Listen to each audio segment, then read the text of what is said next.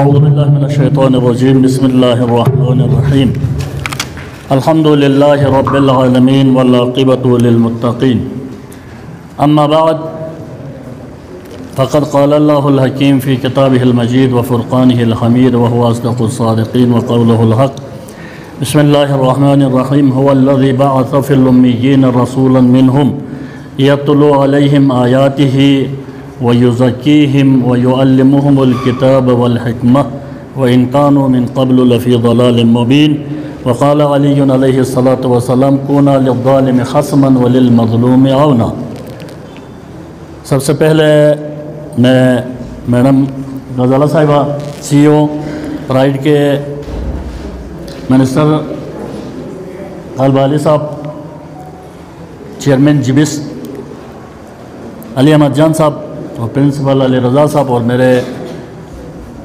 تمام میرے بیٹے اور بیٹیوں اور سب کو خدمت میں السلام علیکم ورحمۃ اللہ وبرکاتہ۔ میں زیادہ ٹائم نہیں لے لوں گا، مختصراً 2-3 چیزیں عرض کر کے آپ کے زحمات کو تمام کر لوں گا، چونکہ وقت بھی زیادہ ہو گیا۔ اس کی وجہ یہ ہے کہ ہم خود لیٹ آئے ہیں۔ تو انیبل ٹو بور بگن علی احمد جان صاحب کا پرنسپل صاحب تقریباً کم از کم ویسے وجہ ہوتا ہے صبح نے ناراض نہ بات نہ شنار مثال لگا مانی ہے یہ بوریت دور گئی۔ پشاور میں ایجوکیشن کا ایڈ ہی گیا ہے سکول کی وزٹ کے لیے۔ سکول وزٹ گئے سکوٹ شناد ہے نا دس کا شناد ہم تو سکوٹ بہیر ہوئے نا، میں اردو بھی بولتا ہوں۔ تو سکول کی وزٹ میں جا کر اس نے کلاس میں بیٹھ کر کلاس روم والوں سے بچوں سے پوچھا بیٹا آپ بتا دیں سومناتھ کا مندر کس نے توڑا؟ بچہ کھڑا ہو گیا، خاموش رہا۔ پوچھا بیٹا بتا دو سومناتھ کا مندر توڑا کس نے؟ خاموش رہا۔ تو پھر تھوڑی سختی کی اس نے، بھائی میں آپ سے پوچھ رہا ہوں بتا دو سومناتھ کا مندر توڑا کس نے؟ بیچارہ روتے ہوئے کہا سر میں نے نہیں توڑا ہے۔ دوسرے سے پوچھا تو اس کو اٹھ کے ہی کہا کہ خدا کی قسم سر میں نے توڑا نہیں ہے۔ جب کلاس پوری کی حالت یہ ہو گئی تو اس نے سکول کے پرنسپل کو بلایا۔ اب ناراض نہیں ہو جائے، پرنسپل صاحب یہ بڑھایا گیا ہے ٹھیک ہے میں ان سے بوریت دور کرنے کے لیے۔ تو اس کو بلایا، اس نے کہا کہ بھائی آپ لوگ یہاں کیا پڑھا رہا ہوں، میں ادھر پوری کلاس سے پوچھ رہا ہوں کہ بھائی سومناتھ کا مندر توڑا کس نے؟ تو اس نے کہا کہ پلٹ کے کہا سر کوئی مسئلہ نہیں، کیا کریں یہ چھوٹے چھوٹے بچے ہیں کسی ایک نے توڑا ہوگا۔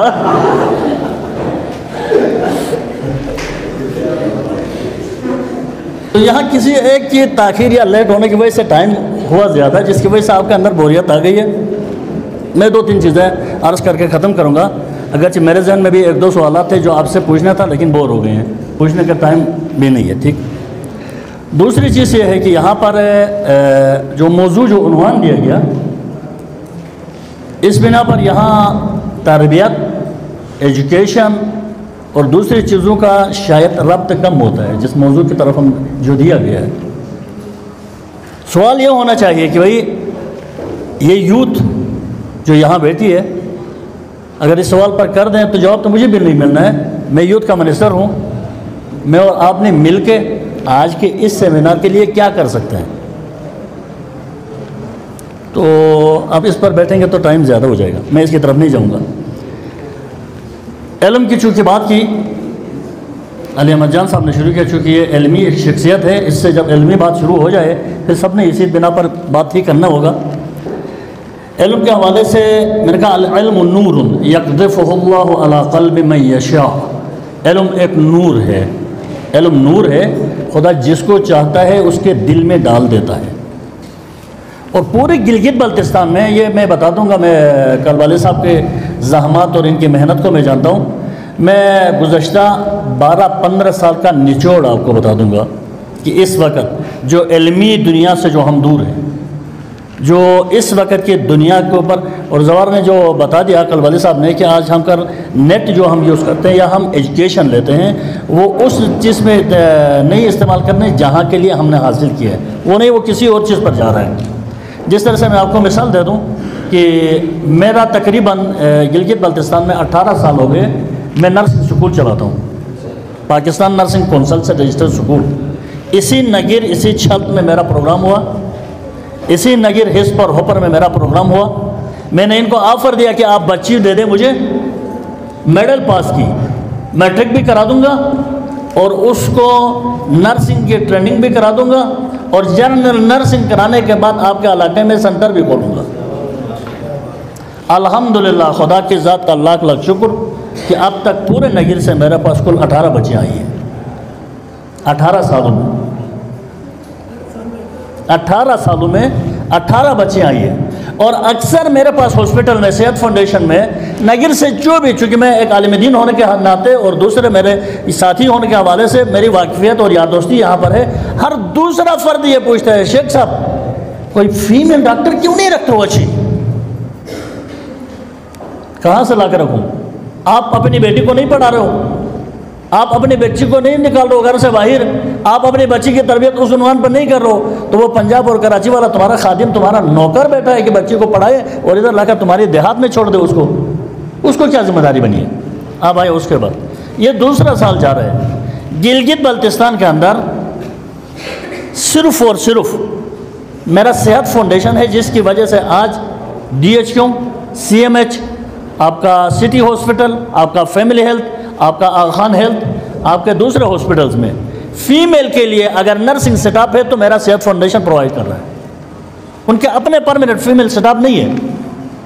ٹھیک، صحت فاؤنڈیشن دے رہا ہے۔ یعنی اس وقت DHQ اور سٹی ہاسپٹل میں میرے پاس میری بچیاں اور روم دا کلاک 20 بچیاں جاتی ہیں، جن کا پک اینڈ ڈراپ، رہائش، سارا سب کچھ میں دیتا ہوں، کوئی میل فیمیل نہیں تھا۔ اب اس میں پھر آگے جا کر ستم ظریفی یہ تھی کہ ہمارے OT ٹیکنیشین ایک بچی پورے گلگت بلتستان میں نہیں ہے۔ بات ہم پردے کی کرتے ہیں، بات محرم اور نامحرم کی کرتے ہیں، بات میل اور فیمیل کی کرتے ہیں۔ دو بننا چاہیے اس پورے گلگت بلتستان کے جو ایجوکیٹڈ ہیں لوگوں کو، جو اس میں فیلڈ پہ کام کرتے ہیں، ہم سب کو جو اس پر کر رہے ہیں کہ ایک بچی پورے گلگت بلتستان میں OT ٹیکنیشین نہیں ہے۔ میری ماں جس کا سب سے زیادہ احترام، میری بیٹی، میری بہن، میری وائف جو ہاسپٹل کے تھیٹر میں جاتی ہے تو سب سے زیادہ خیال وہاں رکھنا ہوتا ہے، وہاں پر کوئی لڑکی نہیں ہے۔ اس بنا پر لذا ہمیں اس چیز پر کام کرنے کے لیے، ٹیکنیشنز کے اوپر کام کرنے کے لیے، ہم نے زوار کلباری صاحب کو پھنساری اور جتال کے داس میں، اس غیر آباد داس میں، وہ مقصر ہم ہیں، وہ ہم ہیں کہ جنہوں نے ان کی سرمایوں کو برباد کرا دیا ہے، 25 سے 30 کروڑ کی بلڈنگ بنوا دیا، جس میں سوشل فیکٹر پہ کام کرنے کے لیے لا کے سال ہو گیا،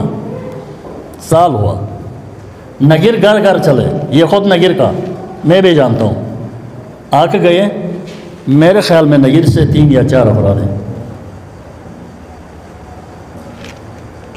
مجھے یہ پتہ نہیں کہ بھئی آپ یہاں پر کس چیز پہ جانا چاہتے ہو، یا وہی پرانے پیدرم سلطان بود پردادے کے وہی گن گاتے ہوئے کہ جناب نگرے یہی تکڑا بودا اس جنگ تھے نستنیس جناب علی بہادری سے تو کہ گلی تبیجن نام کھجنی واتا تو ننی کمانڈوی ہم تھے نہ نگر میں وہ کمانڈو رہ گئے ہیں، نہ آپ کے پاس وہ دوسری چیز رہ گئی، وہ سارے ختم ہو گئے، نہ ایسے شناب وغیرہ ذرا نہ یہ پرانی نگر ہے یم کا فرین تھے پھش ختم۔ تو خیر اس بنا پر یہاں پر یہ تو گلے شکوے کی باتیں ہیں۔ خلاصہ میرا یہ ہے کہ علم کے لیے، علم نور ہے کہ جس کے دل میں خدا چاہتا ہے دل میں آ جاتا ہے، جب تک آپ کے دل کے اندر علم نہ آ جائے تو 4 سال کا بچہ پورا قرآن حفظ نہیں کر سکتا ہے، یہ تب کر سکتا ہے کہ جب خدا اس کے دل میں ڈال دے، یہ تب ہو سکتا ہے کہ وہ 4 سال کا بچہ نہج البلاغہ حفظ کرے، اور یہ پوری دنیا میں آکسفورڈ کا کم سن ترین PhD ڈاکٹر ہے کہ جس نے ڈگری حاصل کر دی، اس سے 4 سال کی عمر میں اس سے پوچھا گیا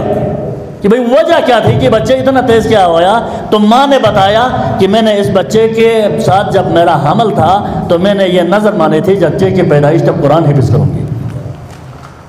اس لیے میں میڈم غزالہ سے گزارش یہ کروں گا کہ اپنے بچوں کو